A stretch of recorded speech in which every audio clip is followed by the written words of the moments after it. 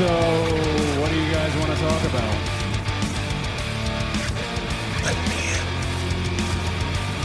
You can call this the New World Order of Wrestling, brother. Put out the caution tape. Put out the orange cones. Acknowledge me. It's Sunday, and you know what that means. We are the newest wrestling radio show in Canada, and we are A-Plus Wrestling. A-Plus Wrestling would not be possible without amazing tag team partners like Teal Boat Tours. Teal Boat Tours is Ontario's premier boat tour experience where adventure meets relaxation on the stunning waters of Canada's most beautiful lakes and rivers. Based in the heart of Ontario, they offer unforgettable journeys that showcase the province's breathtaking landscapes, vibrant cities, and hidden natural gems. Since 1999, they've been dedicated to providing exceptional on-water experiences, whether you're exploring Toronto's iconic skyline, cruising through the Great Lakes, or having a party to celebrate that special occasion. They also do private water taxis and emergency services across Lake Ontario. Their passion for Ontario's waterways drives them to deliver memorable moments for locals and visitors alike. That's Teal Boat Tours at tealboattours.com. This show is part of the A-Plus Productions at A-Plus Wrestling Podcast Network, and now part of the KPHR family. That's Cat Power Hit Radio. We're more than just a weekly radio show. We actually have a whole slew of shows for you each and every single week over on the A-Plus Productions Podcast Network, where we talk sports, entertainment, then we bring it all together to talk some sports entertainment, aka wrestling. You can find us on any podcasting platform as A-Plus Productions, but if you just want to listen to the wrestling content, well, you can do that too, and go to any podcast platform and search for A-Plus Wrestling. We can be found online at aplusproductions.com and A-Plus Productions on all social media. We want you to be part of the conversation, and the best place for that is the Facebook group. All you need to do is go to facebook.com and search for A-Plus Productions. We have a jam-packed week for me, and, well, I can't talk wrestling alone, so I am bringing my longtime tag team partner, Matthew Ederer. Matt, how's it going? It's going well, buddy. Thank you very much for having me. It is Yes King and Yes Queen season. We're talking some King and Queen of the Ring, talking some All In 2025, various doings transpiring in the wrestling business. How are you doing, man? I am doing fantastic. Yeah, and man, we're going to be talking King, Queen of the Ring. We're going to be talking some business side of pro wrestling, because that's what we like to do. Sometimes we like to get in depth here, and that's what all of you listeners over on KPHR are going to be learning. And thank you for this premiere episode on our new time slot here every single Monday at 5:30 p.m. It's going to be a great time. Raw's just around the corner. Matt, we have so much to talk about, so you know what we're going to have to do? We're going to have to take a quick break, and on the other side of the break, well, we're going to be talking the week that was and the week that will be professional wrestling. So just remember, you're listening to A-Plus Wrestling here on KPHR, and we'll be right back.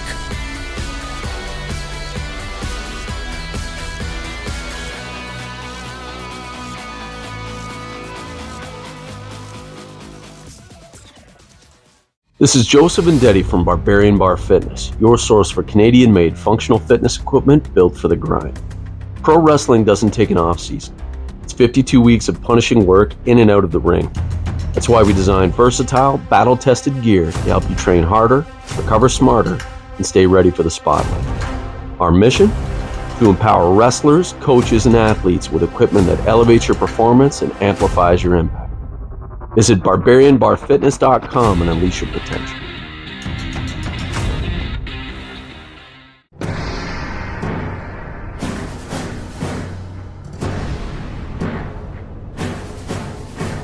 And we are back here on KPHR, and you're listening to A-Plus Wrestling. What a week it has been, and we have so much to talk about. But Matt, we are going to kick things off by talking some King and Queen of the Ring. That is right, it is back. King and Queen of the Ring to be decided at Night of Champions later this month. And, well, a show that a lot of people are going to watch because of the location, aka Saudi Arabia.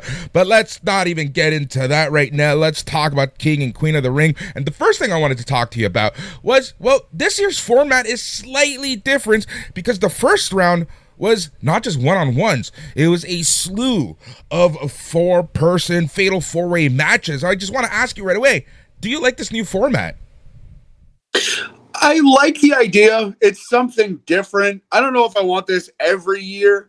I think it would be cool to go back to like a traditional single elimination 1v1 tournament. But this is a way to get 16 people in and do fewer matches, kind of speed up the process. Some fans out there hate this. I say I'm lukewarm. It's okay, but I prefer the old way for sure.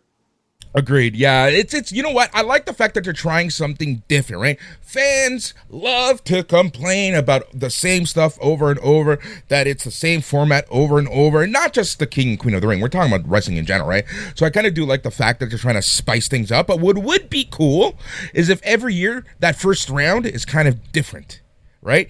Just trying different things. Doesn't necessarily need to be one-on-ones, but just something, as the French say, I don't know what. Yes, maybe work in some triple threats. Perhaps even you can get really wacky with it, do battle royals or like a ladder match first round. That would be a fun idea to mix it up every year. You talked me into that one, Boris.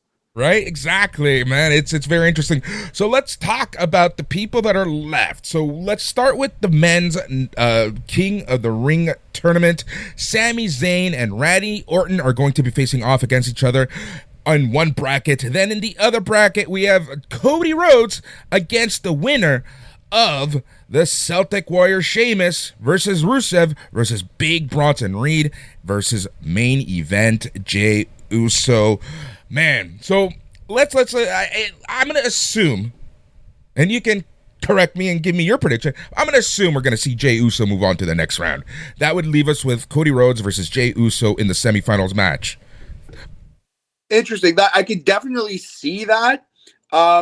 If that happens, I think we're getting Jey Uso versus Sami Zayn in the finals of this tournament. Then I see this one. It wouldn't shock me if Bronson Reed won or if Rusev won. I think it's too early to give Rusev a loss. Rusev could beat Cody Rhodes pretty easily. Honestly, Rusev is a dark horse to win this tournament. It would not blow my socks off if we got Rusev, and he would probably have to go on to face Gunther, but that's like a heel versus heel situation, maybe. So yes, I betting favorite has to be Jey Uso, but I think Bronson Reed and Rusev are like somewhere on the table. You know what I mean? Wouldn't shock me.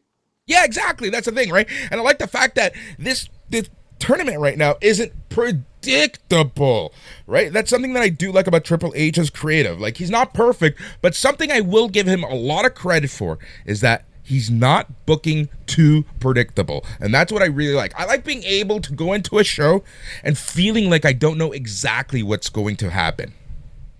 Yes, and that's a problem, a good problem to have in some ways, but AEW is almost too boring in their booking sometimes, too logical, which I guess you can't be too logical, but you can be too slow about it. You can be too deliberate, and Triple H will take risks. He will try things. The entire format of this tournament is proof of that. Okay, so before we move on, who do you think is winning this tournament now? That was my next question to you, so let's talk about that. Night of Champions is going to be in Saudi Arabia. I am going with their hero, Sami Zayn. Love it. Agree. Sami Zayn is going to win this tournament. Who do you think he beats in the finals? Cody? I think it's going to be Cody Rhodes. I don't know why. I have a huge feeling. Like here's the thing about Sami Zayn, right? He's always been the underdog, and I kind of feel like Cody Rhodes is the one to beat. He's the one that has a lot on the plate, right? He has a lot to prove. Like going back to get John Cena and that revenge. So I feel like Sami Zayn would be the perfect underdog story leading into SummerSlam. And Matt, I would not put it past WWE at this point to go all in with Sami Zayn at SummerSlam. That would be really cool if he actually did win the big one. Is he going to be the man to unseat John Cena? There's a storyline reason for Sami Zayn to go after Gunther. He's a little bit of a Gunther killer. He beat him at WrestleMania. He might have his number, so that would make sense. I agree. Sami Zayn's winning the tournament. I'm going to say Sami over Jey Uso, and maybe they do a thing where Cody Rhodes gets beaten up by John Cena during that match, that Uso versus Rhodes match, so they can tell the story that Cena is scared to face Cody Rhodes. Let's not forget that Cody Rhodes has not been pinned clean in a long time. He did, like, John Cena cheated, didn't do a lot, but he did cheat to beat Cody Rhodes at WrestleMania. Cody Rhodes still has a sparkling record in his WWE return, so a win over him, even with some cheating, does bode well for either Jey Uso or Sami Zayn. But yeah, if they make the final, Sami's beating Cody clean. I'm just not sure if Cody's going to even make the final. There you go. But our pick is both Sami Zayn to win this tournament. And what happens after that? Well, honestly, who knows? But there is storyline reason for both John Cena and Gunther, and that's, again, what I love about this is, like, the possibilities. Like, it's, I think sometimes we're getting a little comfortable with Triple H's era, right? And people are finding it boring. But, like, if you actually take a step back, there's so much good right now in even in WWE, right? Yes, it can be a little stale. Yeah, it can be a little boring. But overall, I'm watching week to week.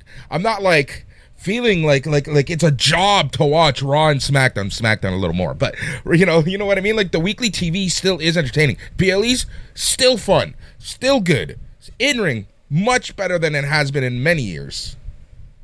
Absolutely. Can't argue any of that. I make a point to watch Raw and NXT, at least flip through them on the old Netflix machine at some point throughout the week. I have fallen out of watching SmackDown, though.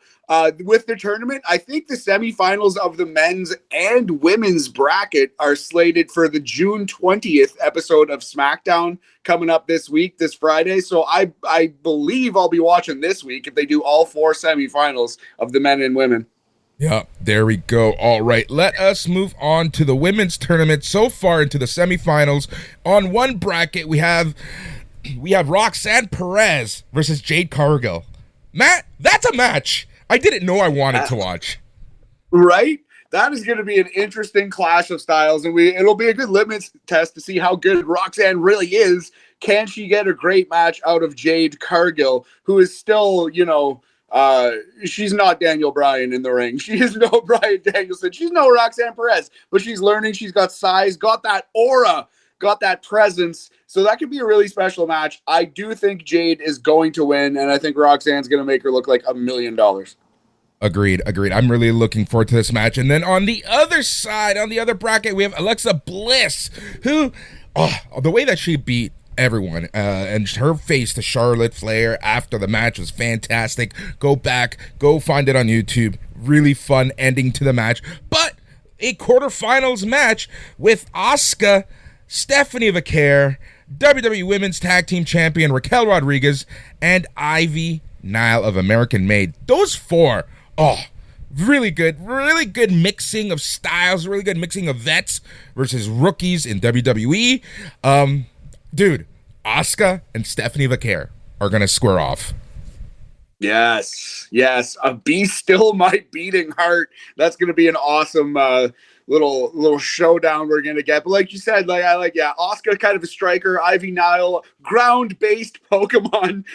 Raquel Rodriguez is strength and power, and Stephanie Vaquer is kind of like the all-around, that traditional baby face style, a little bit of a high flyer too. Stephanie Vaquer has that in her bag. So I think this is going to be a very good match. My heart is saying Roxanne versus Asuka in the final. Please give us that match. My head is saying Jade Cargill versus Stephanie Vaquer. So I think they're going to do a thing where Asuka has one of Ivy or Raquel beaten, perhaps in the Asuka lock, and then Stephanie Vaquer is going to roll up the other one and steal the win. I'm going with Stephanie in this match. See, that's interesting that you say that, because that's how Alexa Bliss's match essentially ended.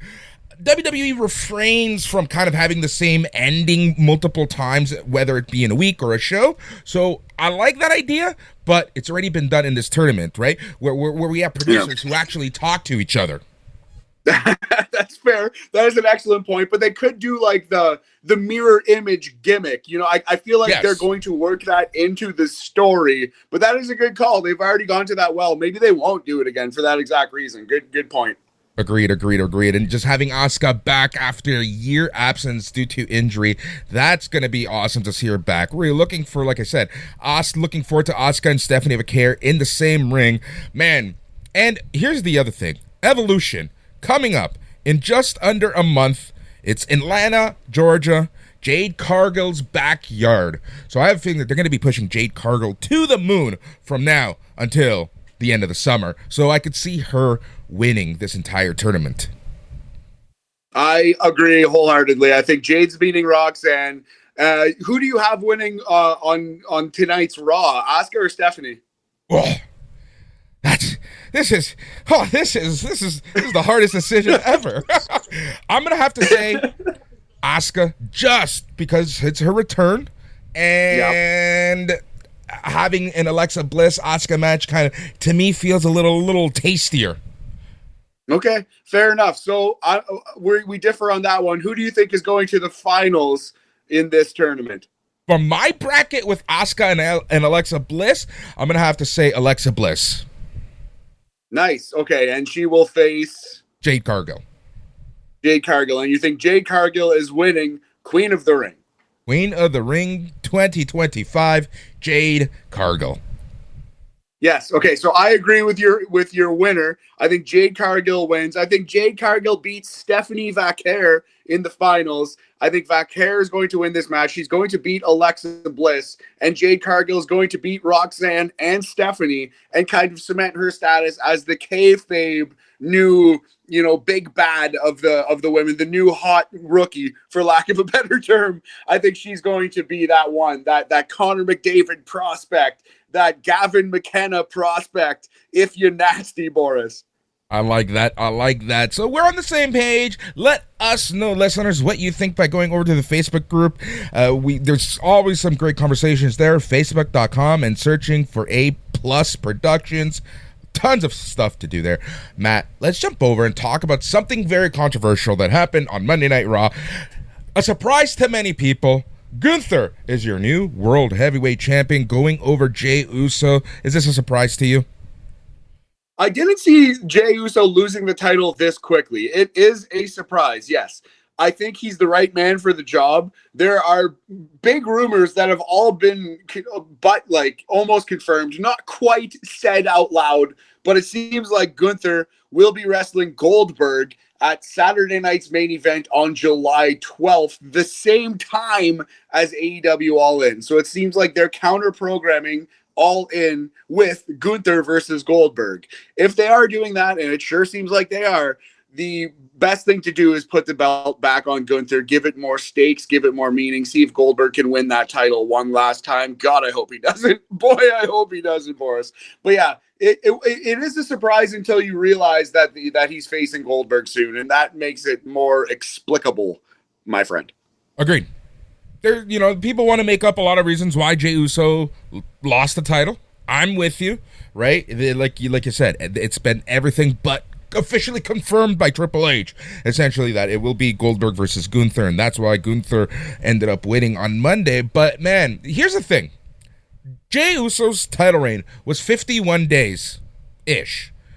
That, nowadays, in this era, is a very short reign. But dude, just a few years ago, this was a long title reign. Yeah. I mean, it's all relative, right? Like, put him in WCW 2000, and that looks like Bruno Sammartino. You know what I mean? But these days, we have seen Cody hold it forever. We saw Roman hold it forever and a day. We've seen long title reigns that are meaningful. So, I don't know. Sometimes you're Mick Foley and you lose it immediately. Sometimes you're that one time that Kane won it in 1998. I think 50 days is pretty respectable for young Jey Uso here. And I do think he's elevated himself to the point where now it's not insane if he one day gets it back. Agreed. He's staying in the title scene. I do not see him being quote-unquote demoted to the tag team division anytime soon. If he does it, it'll be because he wants to team up with his brother, but I don't think that's in the books just yet. Look, we already talked about him in the King of the Ring tournament. Jey Uso is fine. Jey Uso is one of the top sellers, so is Mr. Iwana, by the way. But Jey Uso is doing just fine. I have no issues with the way that things went down, especially because it's been long rumored that it would be Goldberg versus Gunther at some point. And like I said, the counter programming with All In, it just makes sense that it would be Gunther and Goldberg. Matt, I know you touched on it, but do you think Goldberg can beat Gunther? That means that it could be Goldberg versus Sami Zayn. That would be fun. And Sammy avenges his friend Kevin Owens' loss to Goldberg way back in the long ago of 2016-17-ish. But, okay, I really don't think so. And I'll tell you this, if Vince McMahon were booking this, I'd be more scared. In a Triple H world, I don't think Triple H is going to put Goldberg over Gunther. No, I do not think that's even possible. But, I mean, don't put it past WWE. Perhaps Vince is going to get on the phone and demand this. I don't know if he can even do that anymore. I don't know if Triple H would just hang up on the old man. But I think I would have been a lot more scared a couple of years ago. I'm pretty sure Gunther's going to win. No, Gunther has to win.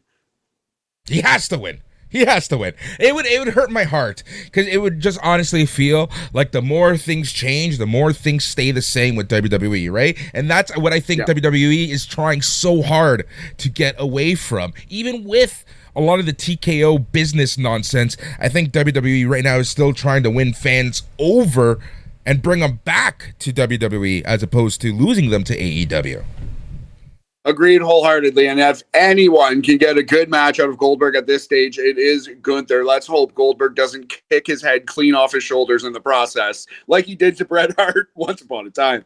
Oh, I still remember watching that live and thinking, that didn't look right. Matt, we have so much more to talk about. We have AEW. We got business with WB being split into two businesses. I want to talk some R-Truth. Oh, sorry. Ron Killings. And we're going to be talking so much more, including a preview of Raw happening very soon here on A+ Wrestling on KPHR. We'll be right back.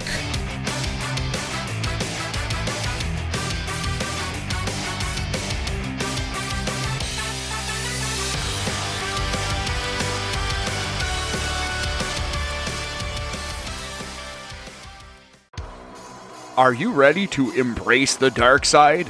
Introducing the Bring Bad News to the Dark Side Season 7 Unisex Tee from the exclusive official Bad News Allen Canadian Collection. Now on sale at WrestlingSuperstars.shop. Don't be a spineless cockroach. Grab yours today before they're gone. Head to WrestlingSuperstars.shop now.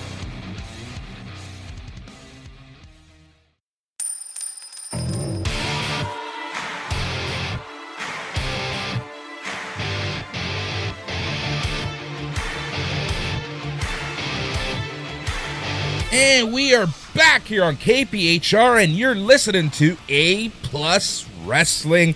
We are Boris and Matt, and we're running through the week that was and the week that will be professional wrestling.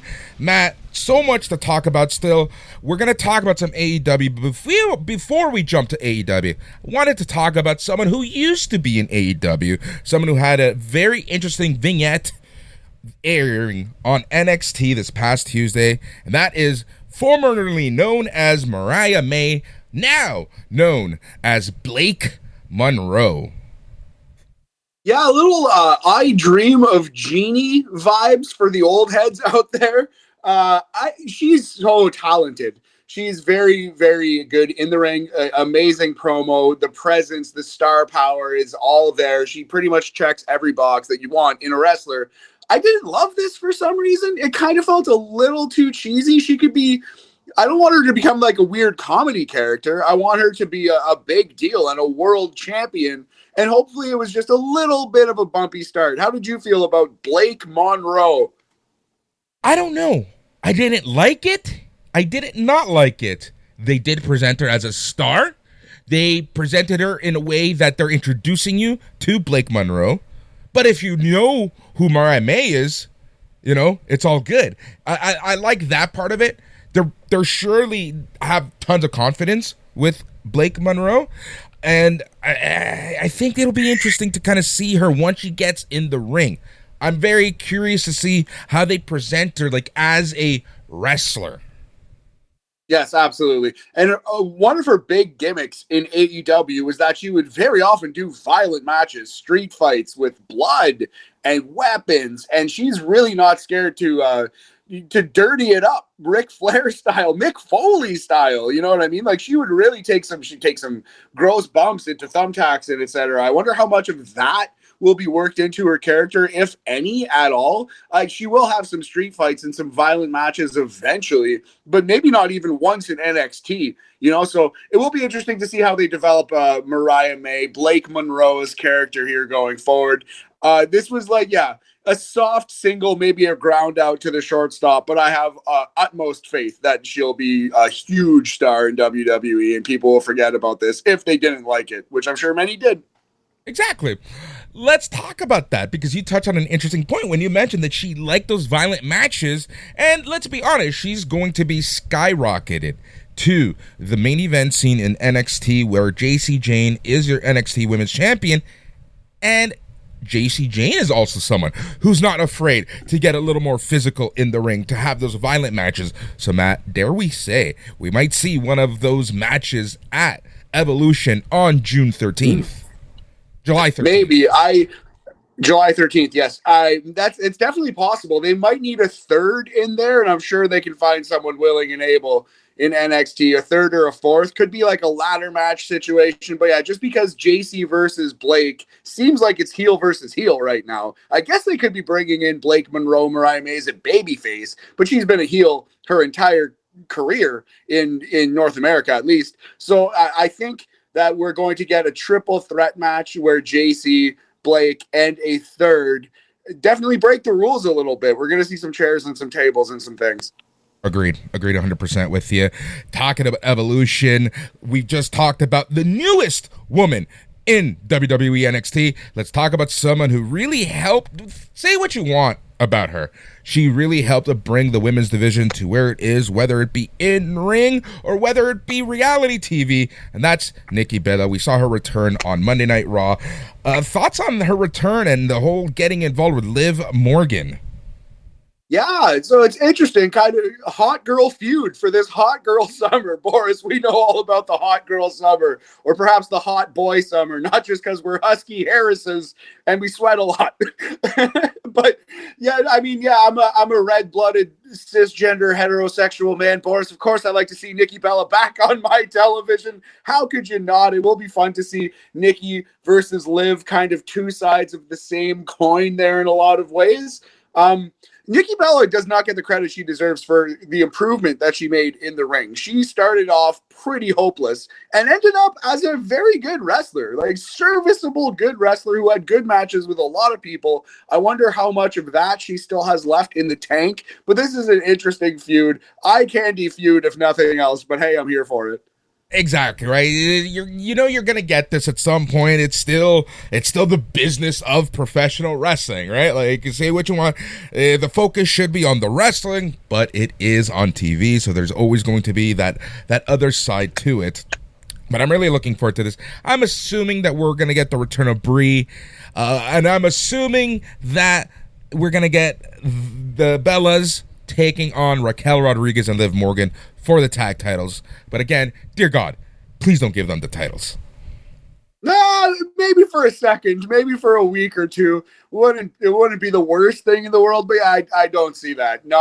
I hate this saying, but not on my bingo card for this summer, Boris, are the Bella Twins as women's tag team champions. Just because we said it out loud, I think it's going to happen. We just wished it upon the universe and the galaxy. At least this multiverse. No. We spoke it into existence. Oh no. Yep, there we go. All right, let's flip the book and talk some AEW. AEW. Matt, AEW has had a couple weeks of 4-hour programming with Dynamite and Collision happening back-to-back on Wednesdays. It appears that we're going to be getting one last one at least this Wednesday. How are you feeling with AEW putting everything, all of their eggs into the Wednesday night basket?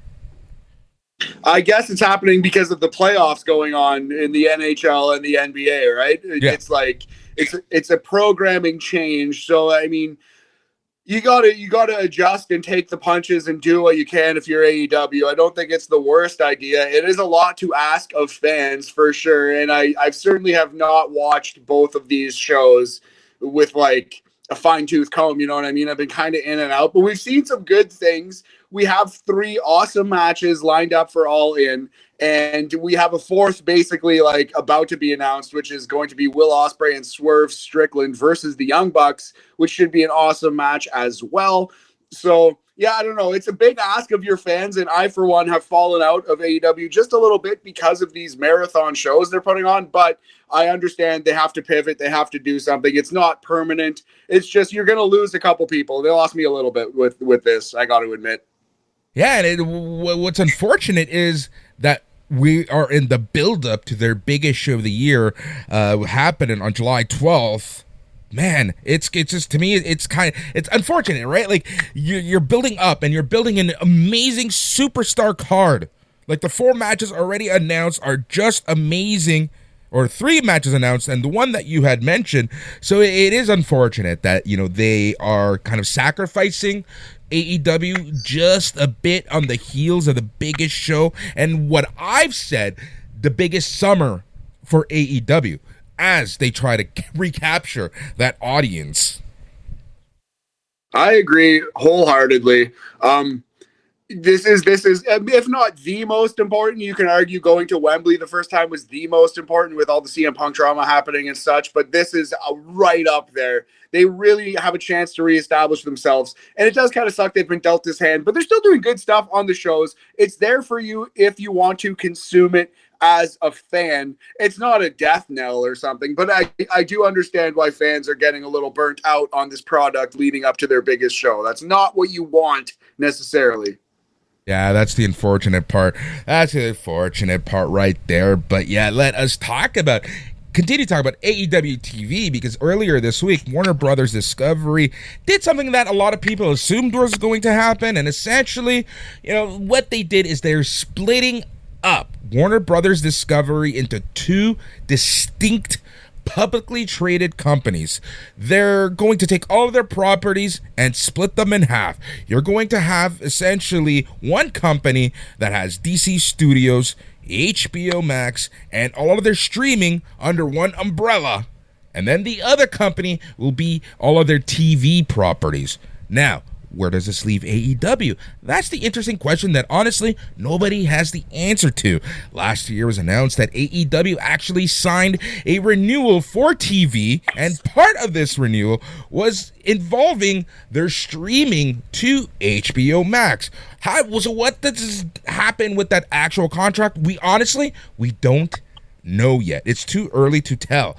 But this split in business is expected to happen around 2026, and this new AEW contract actually lasts until 2027. So we might see significant changes. We might see the status quo, but essentially by whenever this split happens, let's assume 2026, AEW is essentially going to have contracts with 2 distinct companies, one for their on-air product and then one for their streaming product.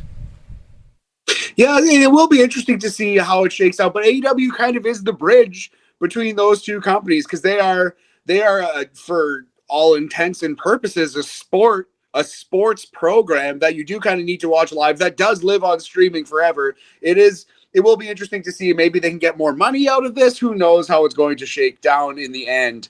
But I don't think it's right to think this is going to hurt AEW necessarily. I think it's just more opportunity for them to kind of grow. And if one of these 2 entities doesn't want AEW anymore for whatever reason. I think especially the streaming side, they'll be fine. They'll find a new streamer. They might struggle to find a new TV network, but wouldn't it be interesting if AEW ended up on ESPN or something like that? So yeah, we shall see. Time will tell with this. It's hard to really have an opinion on it, except it will be interesting because AEW does bridge the gap there between television and streaming.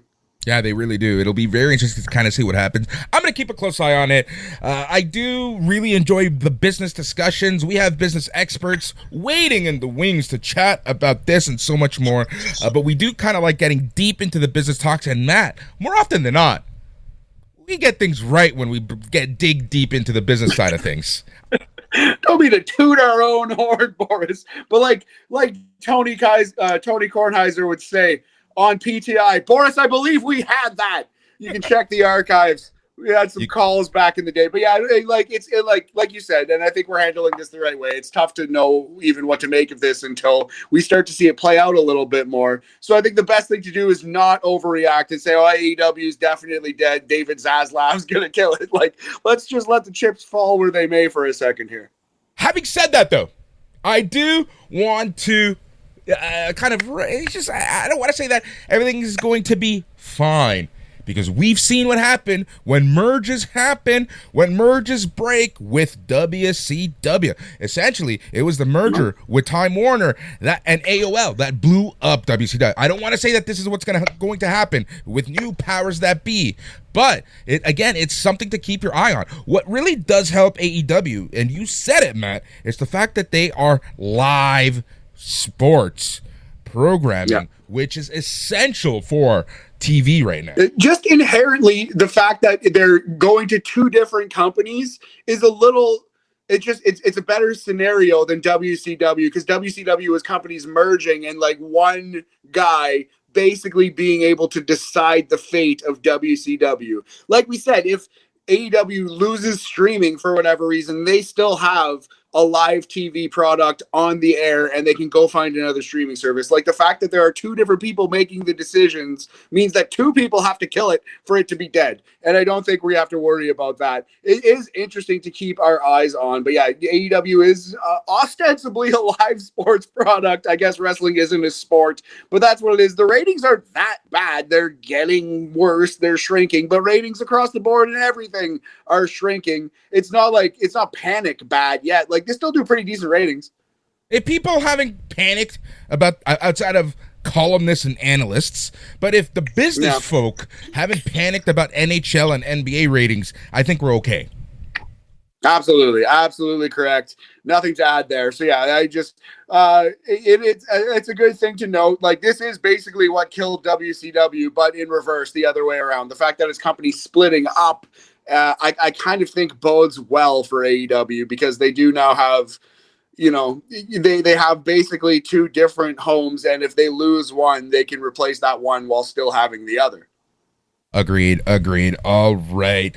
We have talked a little bit about AEW All In, but I do want to talk a little bit about AEW's new Unified Championship. Number one, beautiful belt. Love the side plates with Okada and Kenny Omega permanently on that belt. Apparently, it's going to be treated kind of like as a 1B championship to be fought at special occasion, etc., etc. But, this build-up to Okada and Kenny Omega, it's making me think that that's going to main event All In. Interesting. I think we'll see. I think Hangman has to win the title in the main event of All In Texas. The Cowboy finishes his story, to use a Cody Rhodesism. But I could see it, because it's going to be tough for whatever match or matches have to follow that act. But I've liked the build-up. The video they showed on the most recent Dynamite that went through the entire history, it was almost like a 10-minute video. That was awesome. That was exactly what I wanted this feud to do, and they did it. And then you had Kenny Omega coughing up blood disgustingly, but in a good way, horror movie kind of spot. Do you ever see the footage of like Invader 3 from an old lucha match coughing up pig's blood? That's what vibes of that on Dynamite. Oh yes, that was great. That was honestly really well done. Building up, Kenny Omega's diverticulitis stuff. It's really cool stuff, really interesting stuff. Finally positioning Okada as a serious performer. This is the Okada that we need, right? It's kind of how we say, Kenny Omega, the New Japan Pro Wrestling Kenny Omega is better than AEW Kenny Omega.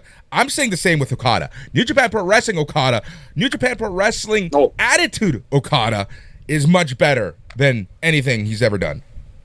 You know what? I do think Okada's been a little rated, but you're underrated. I should say Okada has been better than people give him credit for. But you're right; it's not even close. He's not a patch on what he was in New Japan, and that's just he's kind of felt like he's never gotten out of the starting gates. Even though if you go click on his cage match profile and look at the matches he's actually had, he's had some great ones. The one he had against Pac really stands out in my mind. Okada's been doing a good job. Okada versus Ospreay in the tournament was incredible. Like he's been doing okay for himself for sure, but no, it's not close to the Rainmaker New Japan ace. Not close. Exactly. All right, Matt. Let's talk about something, because here on A Plus Wrestling, we watch way too much wrestling, so you don't have to. Yeah. And some of that wrestling involves international wrestling. Watch the AAA, we'll watch CMLL, and we'll also watch New Japan Pro Wrestling. And earlier this weekend, we got a preview to what's coming in New Japan Pro Wrestling, and that is their yearly G1 Climax. 2 blocks, 16 wrestlers each. Matt, are you excited for this year's G1? This is probably the least excited I've been for a G1 in a long time. I don't know if I'm going to watch much of it. I'll definitely watch like the finals. They usually have been doing semifinals and finals, so I'll definitely watch that. But yeah, long gone for me are the days of watching every single match and blogging about it like I used to do back in the day. But I don't know. New Japan is in a very weird place, very transitional place. They still do have good main events. Goto versus Shingo just happened at New Japan Dominion. Apparently a banger. Hiroki Goto in his I got no respect Rodney Dangerfield world title reign here. It's kind of working for me. He still has good matches. I've loved Goto for a while. But yeah, no, I'm not excited really at all for this G1. To be honest, it doesn't have any buzz, like at all. But that's kind of how I feel about New Japan Pro Wrestling in general, right? New Japan should have listened to our BAM show, which could be found on A Plus Productions podcast site or A Plus Wrestling's podcast site. Because, well, for years, Matt, we were saying New Japan Pro Wrestling has to focus on creating stars. And they didn't. And unlike the UFC, where you don't know what's going to happen with your fighters, in pro wrestling, you can easily create new stars. But New Japan Pro Wrestling just didn't. I think they just assumed that people were going to blindly watch New Japan Pro Wrestling just cause. And we see how the AEW relationship with New Japan Pro Wrestling has gone, because, well, anyone worth watching in New Japan Pro Wrestling is now in AEW. That's a huge problem. That is a huge problem. They had Naito left over, but he was turned into dust in front of our eyes, and now Naito's gone from the company.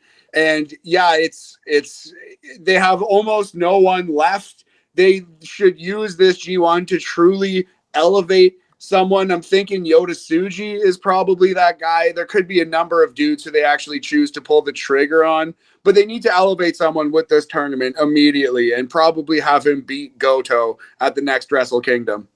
Agreed. And this is going to be Hiroshi Tanahashi's final G1.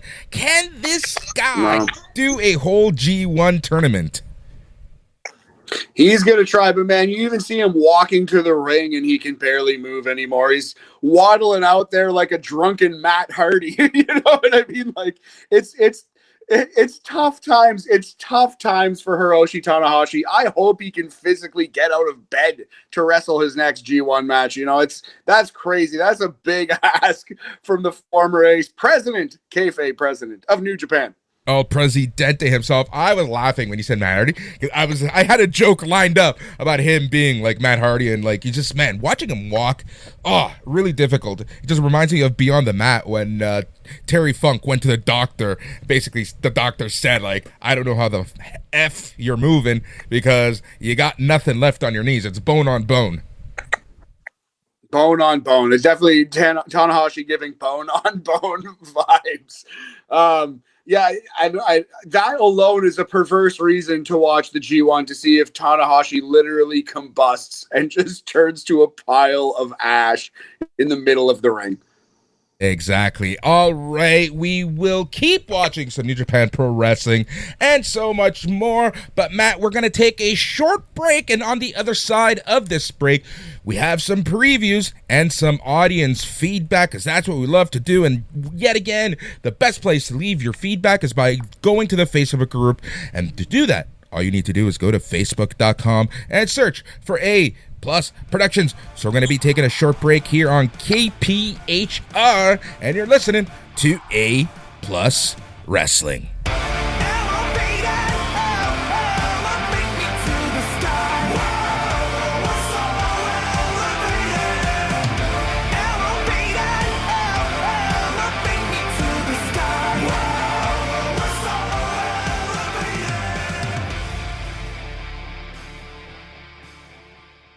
This is Dak Xavier Josiah, the host of ACMG Presents Talk Time Live, the podcast. Talk Time Live is a show that talks about your favorite fandoms with the latest news, discussions, and interviews with some of the hottest names in all of anime, comics, movies, and games, such as... This is Miley Flanagan, the voice of Naruto. Hey there, this is Kyle Hebert, the voice of Gohan from Dragon Ball Super. This is Stephanie Shea, the voice of Sailor Moon. Visit TalkTimeLive.com and let us help you learn to let go, live life, and love all things ACMG. Talk Time Live.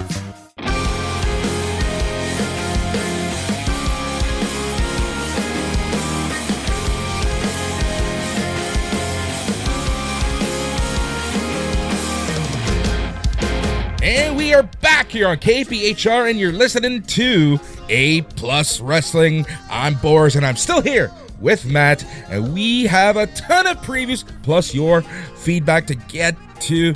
Matt, we are going to start with some AEW happening in a couple days, and this show is quite big because they are going to be in Mexico at Arena Mexico in the capital of Mexico City, and this card is going to be quite interesting because, well, the regular average viewer might not know everyone on the card, but I think AEW is doing a great job. Can't believe I'm even saying that, at mixing their stars with the CMLL stars, and they've built quite the card. So let's run through this real quick. Hit me, big homie. It is interesting to see this happening so close to the AAA versus NXT show. Feel like that was a sneaky, underhanded tactic by WWE, kind of scooping AEW, getting to this lucha fad before AEW did. Just so that TKO can say, we did it first. That's the TKO way, yes, my friend. That's the corporate America way, that is the friend. TKO method. All right, let's talk. It is so dirty. It is. I love it, though. If anything, this is what gets fans riled up and ready. But no tribalism. Stop the tribalism. Enjoy what you want. All right, let's talk some AEW Grand Slam Mexico. MJF is taking on his name now is Mystico. Yes, Mystico, no longer Sin Cara. MJF is great, very underrated in the ring. This is going to be a lot of fun. MJF in Mexico, Boris, getting booed out of the building, one of the most legendary stadiums on the planet for professional wrestling. It'll be really cool to see. But yeah, I think MJF is probably going to win with shenanigans with help from his Hurt Syndicate. Yep, they are going to make people doler.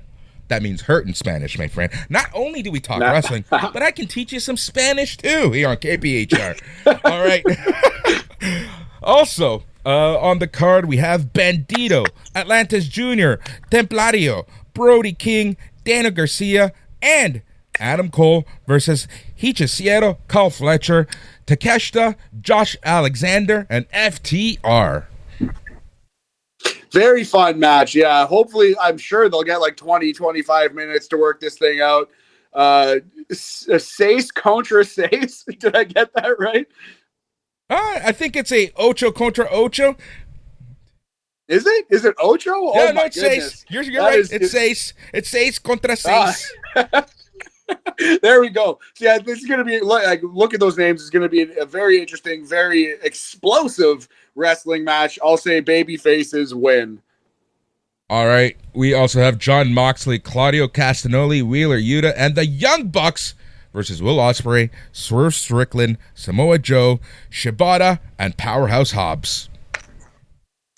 Yeah, this feels like one of the last hurrahs for the Hurt Business, the Death Riders. It feels like they're going to win, setting up the eventual loss of the world title that John Moxley will go through in a month there at All In. But yeah, they've lost a lot more lately than they had been. Death Riders were never, ever losing, and then they lost Anarchy. They lost a couple things. So I do feel like they need a big win, kind of to remind the fans that they are the big bads. They are the scary heels. So yeah, I'm gonna say John Moxley beats somebody. Let's say Shibata.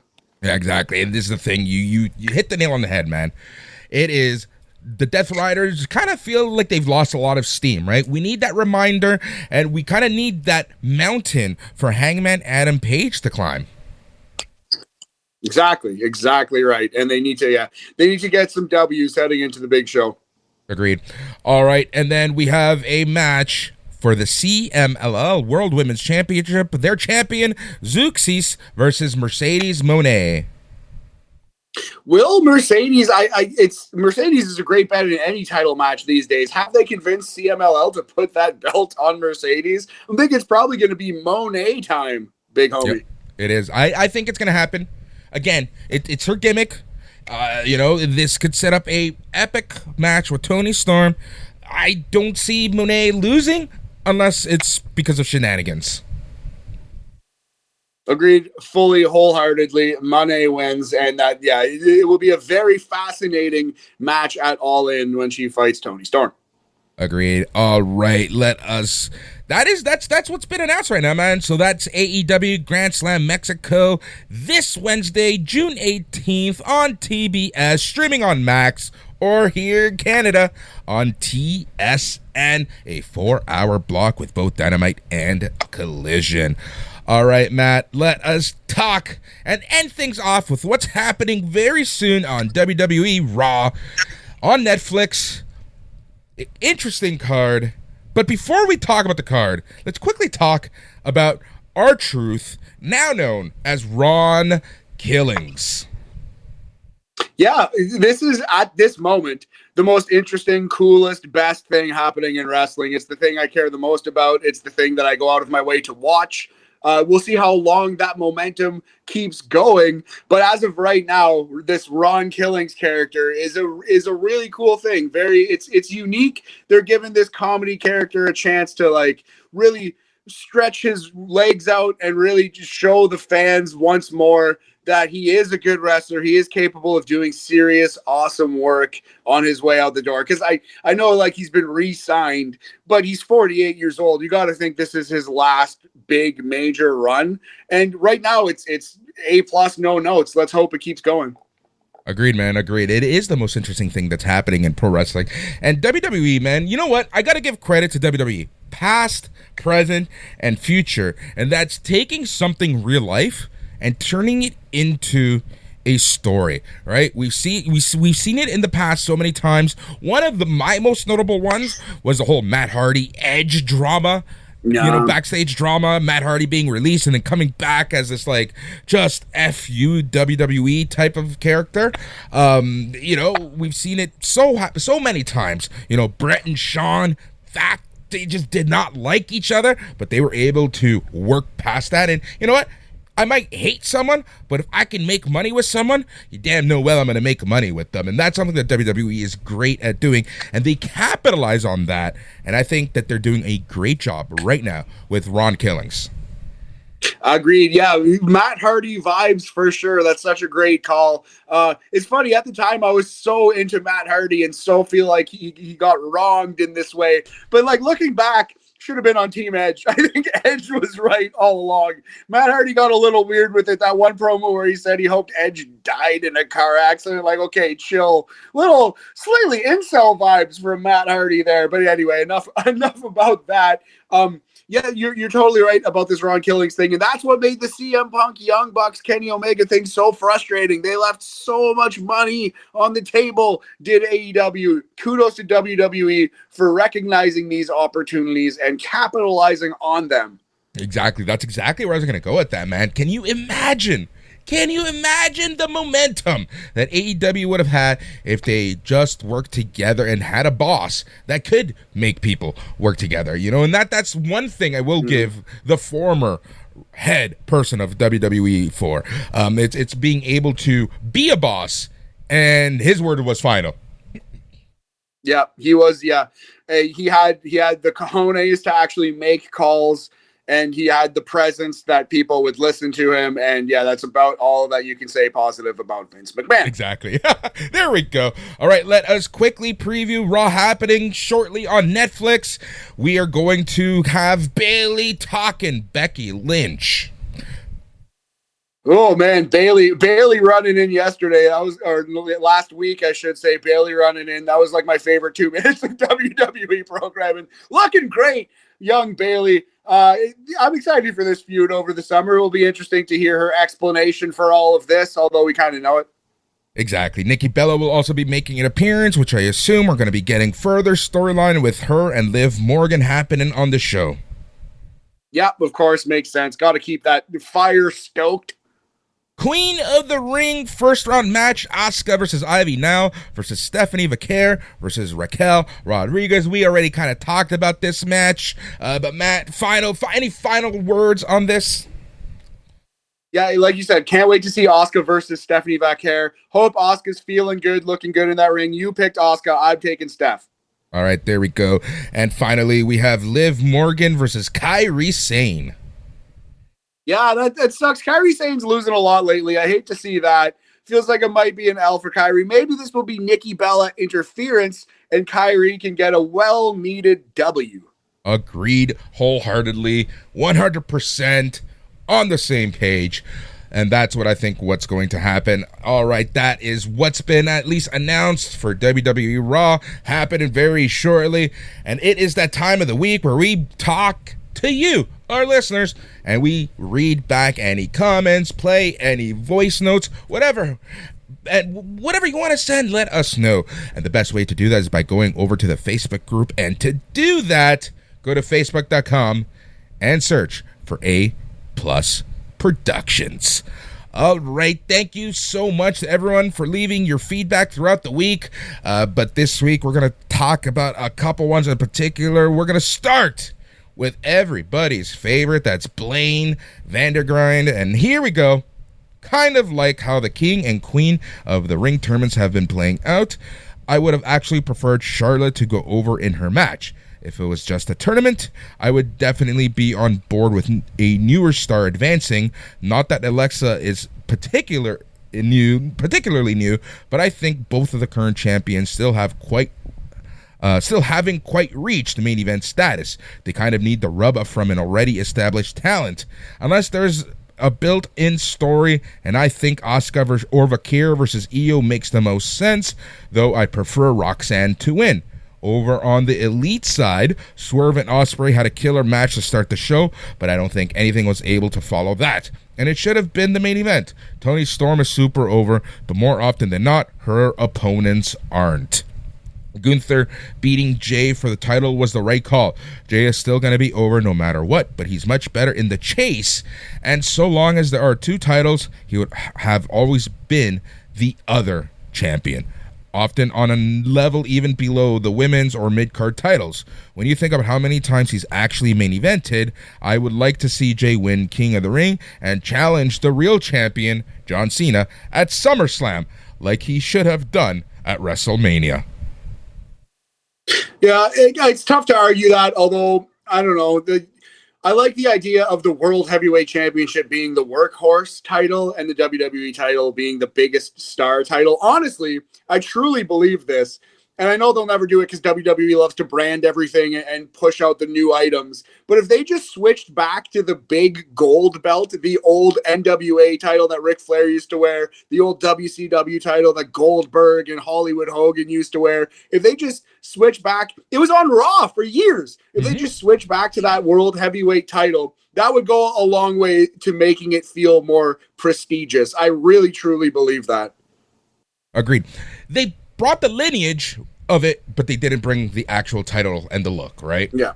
So yeah. And if they just brought the look, if they just let Gunther wear that beautiful belt and whoever wins it off of him, Sami Zayn, could you imagine Sami Zayn holding that belt? That would look really nice. I wish they would just do that. And I know this current design is based on it, but it's just a way uglier version with an ugly WWE logo slapped on the front of it. It's not the same. And I feel like it would be a welcome change if they did switch back to the old big gold. Agreed. All right. Scott Ainsworth, a awesome listener all the way from Australia. Scott, we love you here on A Plus Wrestling and A Plus Productions. This is what he had to say. I have felt for a while that I am over with the WWE having a tournament, only to have a bunch of multi-person matches instead of a real tournament. We now have, instead of triple threats, to now 4-ways. You could get there by having a couple more matches and get the same result. With AEW, they have just about made me want to stop watching. Back-to-back 4-hour weekly shows? Why? Monet is not always more. More is not always more. The only three top faces they have are feuding with each other, and every heel is in a group. Most of the roster just doesn't feel important. Rant over. Love the work, guys, and my family appreciated your kind words. We love you, Scott. Thank you so much for being a listener throughout the many shops that we've had, and for continuing now that we're here on KPHR. Matt, thoughts on what Scott had to say? Well, it's like we were talking about. Like, I don't begrudge anyone who is a little burnt out on AEW right now because they're feeding us these marathon 4-hour shows, but it's a necessary evil. They had to do it with the programming happening around sports, real sports, Boris, these days. So, yeah, it sucks. Necessary evil. I totally understand where he's at, but he is missing out because AEW is doing pretty well right now. And it's funny, the one heel I thought of that's not in a group is Ricochet, and his whole gimmick right now is trying to find a group. So that's a great call. It is like lots of heels traveling in packs in AEW. Which is interesting because heels are more lone wolf type of people. Usually more lone wolves. In fact, Baron Corbin made that his whole gimmick. Exactly. There we go, Matt. That is the week of pro wrestling. We're going to be back here in KPHR, same bat time, same bat channel, and you've been listening to A Plus Wrestling, where we talk all things sports, entertainment, and pro wrestling over on A Plus Productions. You can find us on aplusproductions.com and A Plus Productions on all social media. Please go out and subscribe to our podcasting channel. So go to your favorite podcasting app and search for A Plus Productions, or if you just want to listen to all of our wrestling content, search for A Plus Wrestling. This show has been brought to you by Teal Boat Tours, and on behalf of the entire A Plus crew, thank you so much for listening, but most importantly, stay tranquilo.